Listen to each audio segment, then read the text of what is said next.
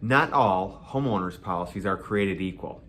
The coverage from one policy to the next could be quite different, so it would be in your best interest to educate yourself on your insurance policies.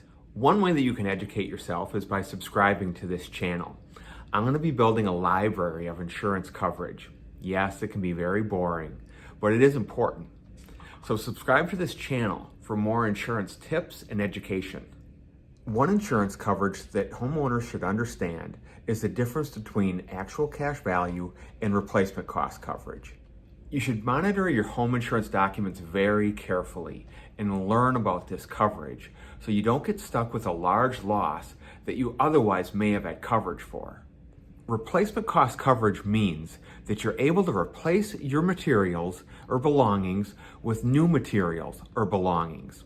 A simple example is if you have vinyl siding on your home. If your siding is damaged from, say, hail or wind damage, you're able to replace your vinyl siding with brand new materials. Actual cash value means that your materials or belongings are depreciated. So that means that the insurance company will determine what their value is in their current state. Going back to the vinyl siding example, if your siding is damaged, the insurance company will come in and determine what the value is if the siding is 10 years old or if it's 5 years old. And they'll pay you based on that value that they determine, opposed to the replacement cost where you'd be able to repair or replace your vinyl siding, which obviously is a much better option. This could end up being thousands of dollars that you'd have to pay out of your own pocket.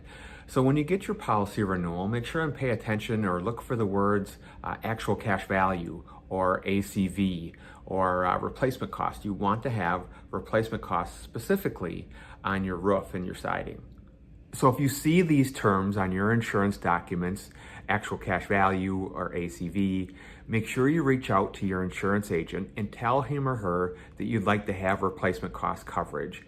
If they can't provide it, you may want to look for another policy to make sure that you're properly covered.